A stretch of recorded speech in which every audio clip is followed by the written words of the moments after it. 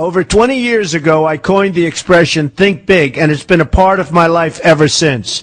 It's also come true. I became an even bigger success after I said it than I was before. And that's one reason I think it's an important way to think. It obviously works, and that's what I'm going to talk about today. What I said exactly in my first book, The Art of the Deal, is as follows. I like thinking big. I always have. To me, it's very simple. If you're going to be thinking anyway, you might as well think big. That book was a bestseller, and it's considered a business classic at this point. But I never thought those words would become bestsellers in their own right. It's an interesting point that I'm famous for two very short statements. Think big and you're fired. But let's stick to the first one for today. And I'd suggest strongly that you pay attention so that you won't have to hear the second one. Thinking big starts with the details and grows from there. Because I'm a builder, I'm very aware of the importance of having a good foundation. You can't take chances in construction. You can't be haphazard and say, well, maybe this will work, maybe it won't, so let's try it and find out. Because a lot of people will be at risk. I have to know if something will work or not. Every inch has to be accounted for. In other words, thinking big starts with being thorough.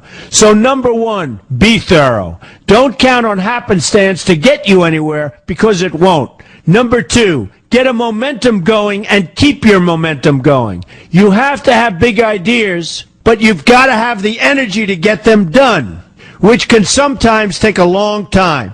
If you don't have momentum, you will not have what it takes to get the job done. Patience alone isn't enough. I have a lawyer friend who used to refer to me as the reverse tornado who builds everything in his path. I always like that because it implies a lot of energy and a lot of momentum.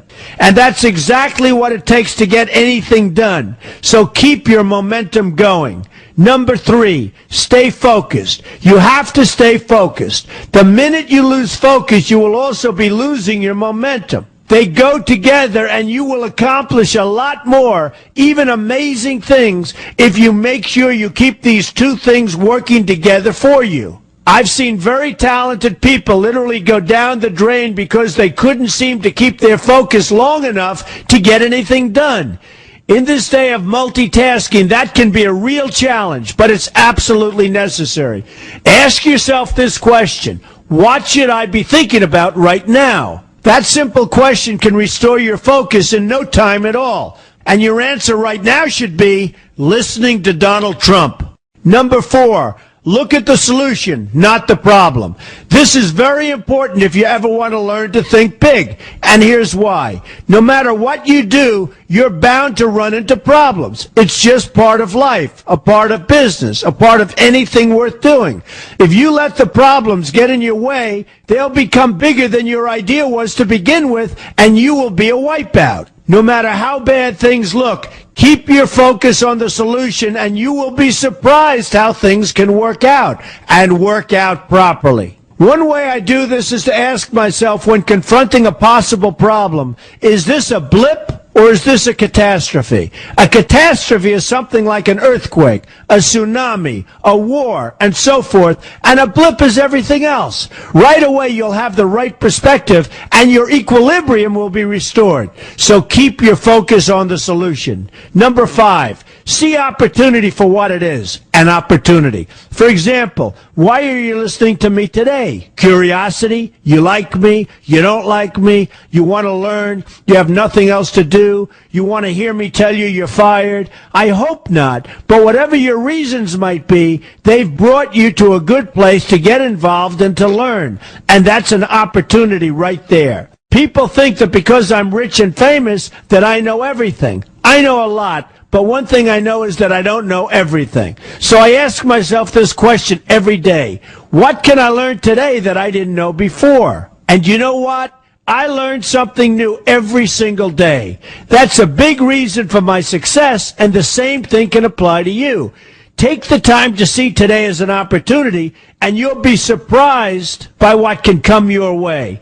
Be open to new ideas, and you will be creating your own opportunities before too long. Number six, know everything you can about what you're doing. That's a good way to cover your bases. Another good way is to read the book Robert Kiyosaki and I have written together, Why We Want You to Be Rich. It's about covering your bases and knowing what's going on. I remember when some guys came in to meet with me about a great idea they had for an atrium for a building on Wall Street. It was a beautiful idea except for one thing. None of them had thought about how the building would be supported around this fabulous atrium. They didn't take into account the steel columns that were necessary to support a 72-story building.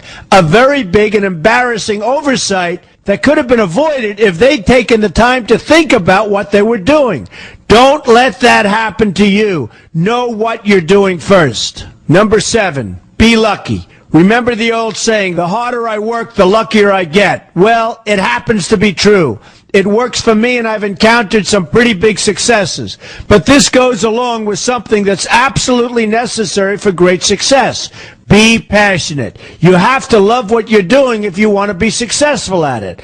My father told me that it's absolutely true. I might work 7 days a week, but it doesn't seem like work to me because I love what I'm doing. If you don't like what you're doing, find something else to do, or do it part-time until you can find something full-time. You will never be successful, happy, or healthy unless you're doing what you love to do.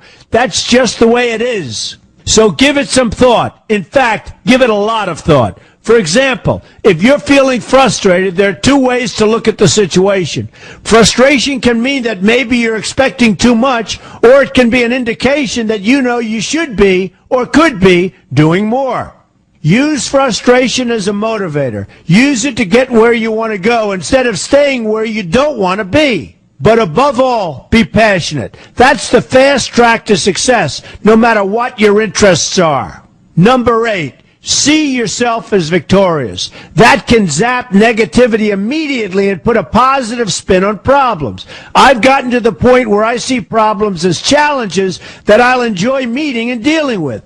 My point here is that no matter what you do, you will encounter problems. Why not see them as challenges instead and know that you are more capable of dealing with them? That's positive thinking with a realistic slant. When I go into negotiations, I keep an open mind to what may happen. But I can tell you that there's already a done deal attitude on my part. I've already thought the process through to the extent that I know everything will be better off if they agree with what I've come up with because I've taken both sides into account. I enter the situation with a victorious attitude, and I've had enough victories to know that this attitude works. Use it. Number 9, be smart. Know that you have something unique to offer because you do use the tools that are provided for you and remain open to new ideas. That's being smart. That's also where innovation comes from. Being smart means you know how to use what you've got. That doesn't mean there's nothing left to learn, but it means that you will have the ability to learn and move forward with success. And success is very important. Success is what you want. Just be successful. Believe me, you'll be happier. I know people who have had very few real advantages in life, and yet they've managed to become giant successes. They figured out how to use what they had, not to dwell on what they didn't have. I'm convinced that everyone has something useful to offer, and if you apply yourself diligently, you'll find that you have what it takes to succeed, and you're going to be a lot happier for it. Number 10, above all, never give up. Never, never, never give up. The only time you will be a failure is if you quit trying. Only losers quit. The biggest losers in the world are quitters. Winners keep on going. So whatever you do, never give up. My father always used to harp, never give up, son, never give up. Don't ever quit. I never want to see you give up or quit. Well, my father was a smart guy, and I listened to him. And remember, think big. A good way to start is to read our new book, Why We Want You to Be Rich. 2 men, 1 message. There's a lot of great advice in there for you, and I expect you to pay attention. You're going to do fantastically well. You're going to be a winner,